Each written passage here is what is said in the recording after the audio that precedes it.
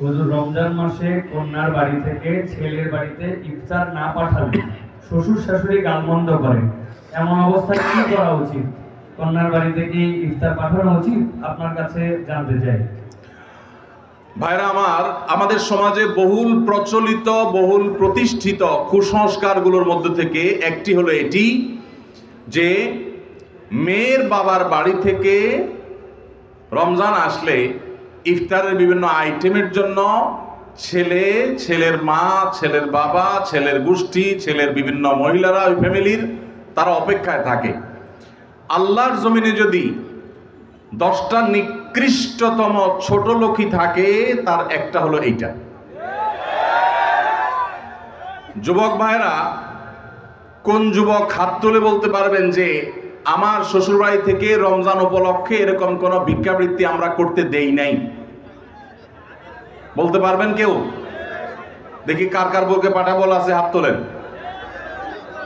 হয় নাই যাদের। বাবাজি আপনি হাত তুলছেন, আপনাদের আমার তো এগুলো ছিলই না। আপনি হুদাই ক্রেডিট নিচ্ছেন কেন? এগুলো তো নতুন, আমাদের দেশে নতুন ফিতনা শুরু হয়েছে। এই দাঁড়িয়ালা ভাই, আপনি হাত তুলছেন কি বুঝা? বলেন বলেন কি বুঝে হাত তুললেন? আপনার শ্বশুরবাড়ি থেকে ইফতার আসে নাই? হ্যাঁ, আসে নাই? বিয়ে করছেন? হ্যাঁ, বিয়ে করছেন, শ্বশুরবাড়ি থেকে ইফতার আসে নাই? গরিব তারা, মানে কারণ কি? ভাইয়েরা আমার, এদেশ থেকে যৌতুককে ওলামায়ে কেরাম মিম্বর থেকে, মাহফিলের মঞ্চ থেকে ঝেঁটিয়ে বিদায় করেছেন, আলহামদুলিল্লাহ। যৌতুকের অভিশাপ থেকে এদেশকে মুক্ত করেছেন ওলামায়ে কেরাম। এক চেটিয়া অবদান এদেশের ওলামায়ে কেরামের এই কাজটা। যৌতুক চলে গেলে কি হবে? ইফতারের নামে যৌতুক এখনো বাকি আছে, এইটা আমাদের দূর করতে হবে কি হবে না? অনেক যুবক আছে, তারা বলে যে আমার শ্বশুরবাড়ির লোকেরা খুশি মনে দেয়। ভালো করে শুনে রাখেন, 2 নাম্বারের অপর নাম হলো এখন খুশি মনে দেওয়া।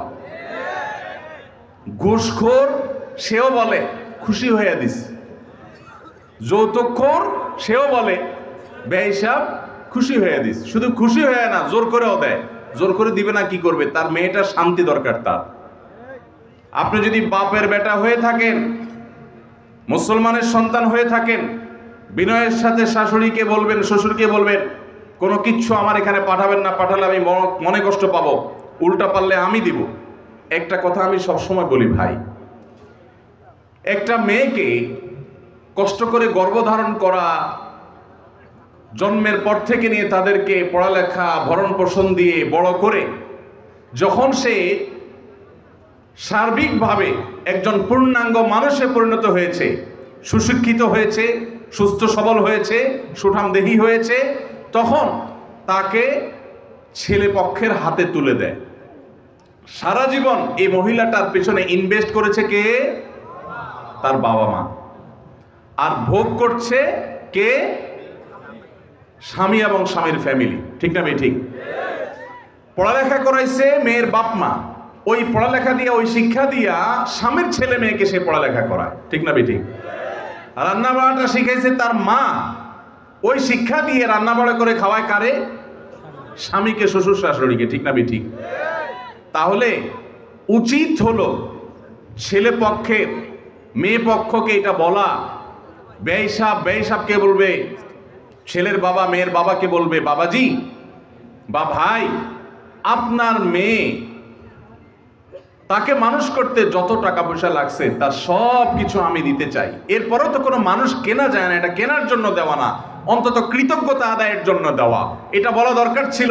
সেটা না করে উল্টা আস্ত একটা মেয়ে দিয়ে দিল, তার সাথে আবার আপনি যৌতুক আশা করছেন। আপনার চাইতে বড় ছোট লোক আল্লাহর জমিনে আর হতে।